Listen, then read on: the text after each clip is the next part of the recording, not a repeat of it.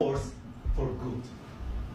Do you, and now I'm talking with my friends in Poland, and they are worried that you align yourself too much with Putin. What's your message for them? Well, if I didn't align myself with both of them, you'd never have a deal. You want me to say really terrible things about Putin and then say, "Hi, Vladimir, how are we doing on the deal?" That doesn't work that way. I'm not aligned with Putin. I'm not aligned with anybody. I'm aligned with the United States of America and for the good of the world. I'm aligned with the world, and I want to get this thing over with. You see the hatred he's got for Putin. It's very tough for me to make a deal with that kind of hate. He's got tremendous hatred, and I understand that, but I can tell you the other side isn't exactly in love with, you know, him either. So it's not a question of alignment. I'm aligned with the world. I want to get the thing set. I'm aligned with Europe. I want to see if we can get this thing done. You want me to be tough? I could be tougher than any human being you've ever seen. I'd be so tough. But you're never going to get a deal that way. So that's the way it goes. All right, one more question. I will respond to this. So look, for 4 years in the United States of America, we had a president who stood up at press conferences and talked tough about Vladimir Putin, and then Putin invaded Ukraine and destroyed a significant chunk of the country. The path to peace and the path to prosperity is maybe engaging in diplomacy. We tried the pathway of Joe Biden of thumping our chest and pretending that the President of the United States' words mattered more than the President of the United States' actions. What makes America a good country is America engaging in diplomacy. That's what President Trump is doing. Can I ask you? Sure. Yeah? Yeah. Okay. So he occupied our parts, big parts of Ukraine, part of East and Crimea. So he occupied it on 2014. So during a lot of years, I'm not speaking about just Biden, but those time was Obama, then President Obama, then President Trump, then President Biden, now President Trump, and God bless, now President Trump will stop him. But during 2014, nobody stopped him. He just occupied and took. He killed people. You know what the contact 2015. 2014. 2014 and 2014. 2014. Yeah. So I was not here. Yeah, but that's exactly right. Yes, but during 2014 till 2022, yeah, the situation the same. The people have been dying on the contact line. Nobody stopped him. You know that we had conversations with him, a lot of conversation, my bilateral conversation, and we signed with him, me, like a new president. In 2019, I signed with him the deal. I signed with him, Macron and Merkel, we signed ceasefire. Ceasefire. All of them told me that he will never go. We signed him with gas contract. Gas contract. Yes, but after that, he broken this ceasefire. He killed our people and he didn't exchange prisoners. We signed the exchange of prisoners, but he didn't do it. What kind of diplomacy, JD, you are speaking about? What do you mean?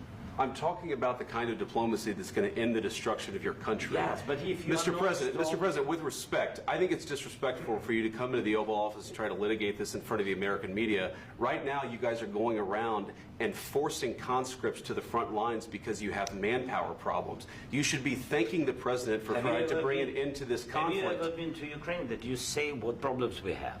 I have been to. Count once. I've actually watched and seen the stories, and I know what happens is you bring people, you bring them on a propaganda tour, Mr. President. Do you disagree that you've had problems bringing people into your military? And do you think that it's respectful to come to the Oval Office of the United States of America and attack the administration that is trying to prevent the destruction of your country? A lot of questions. Let's start from the beginning. Sure. First of all, during the war, everybody has problems, even you, but you have nice ocean and don't feel now, but you will feel it in the future.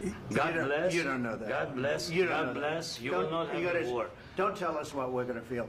We're trying to solve a problem. Don't tell us what we're going to feel. I'm not telling you. Because you're in no position to dictate that. That's exactly what you're doing. You're in no position to dictate what we're going to feel. We're going to feel very good. You will feel influence. We're going to feel very good and very strong. You will feel influence. You're right now not in a very good position. You've allowed From the yourself to be in a from very the very bad position, beginning and he of the happens war. to be right about From it. the very beginning of the war. You're not Mr. in a Brown, good position. I You don't was have the cards right now. With us, you start having not cards. playing cards. Right now, you don't. I'm very You're playing serious, cards. Mr. President. You're I'm playing very cards. serious. You're I'm gambling the with the president lives in of war. millions of people. You think You're you- gambling with World War III. What you're You're speaking gambling about? with What you're World speaking War about? III. And what you're doing is very disrespectful to the country, this country. I'm That's with back all to respect to you. your Far country. more than a lot of people said very they respect. should have. Have you said thank you once? This A lot entire of meeting? times. No, in this Even entire meeting, today. have you said thank Even you? today. You went to Pennsylvania and campaigned for the opposition in October. Offer some words of appreciation for the What- United States what of are you speaking America about? and the president who's trying to save your country. Please, you think that if you will speak very loudly about the war, you He's can... not speaking loudly. He's not Yeah. speaking loudly. Your country's Can I- in big can I- trouble. can I Wait a answer? minute. No, Can you've I done a lot answer? of talking. Your country is in big trouble. I know. You're not I winning. know. You're not winning this. You have a damn good chance of we are coming out staying, okay because of Mr. us. President, we are staying in our country, staying strong from the very beginning of the war. We've been alone, and we are thankful. I said thanks You haven't in been this alone. cabinet, You and haven't not been only alone. in this We cabinet. gave you, through I this said stupid thank- president, $350 billion.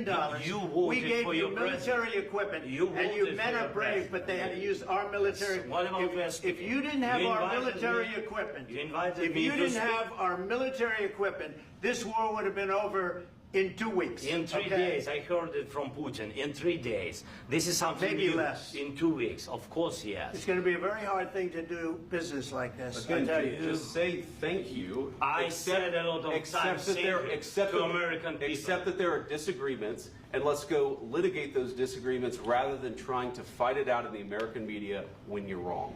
We know that you're wrong. But you see, I think it's good for the American people to see what's going on. I understand, sir. I think it's I very understand. important. That's why I kept this going so long.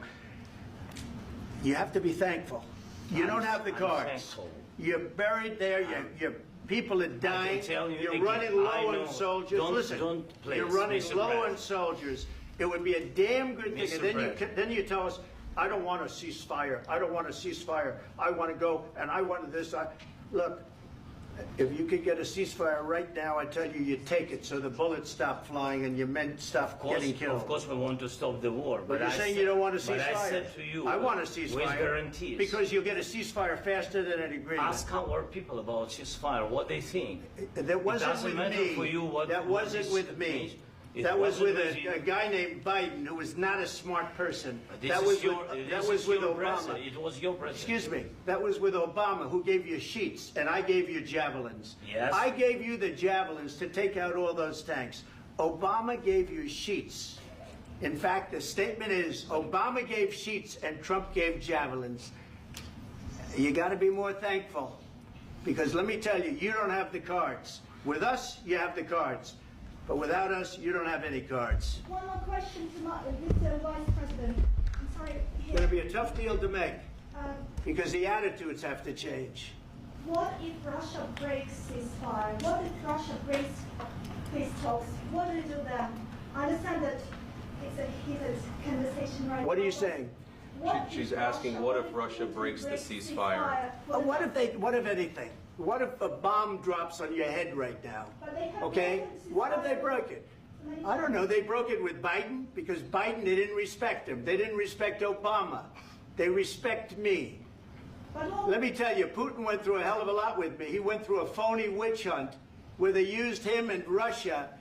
Russia. You ever hear of that deal? That was a phony Hunter Biden, Joe Biden scam. Hillary Clinton, Shifty Adam Schiff. It was a Democrat scam.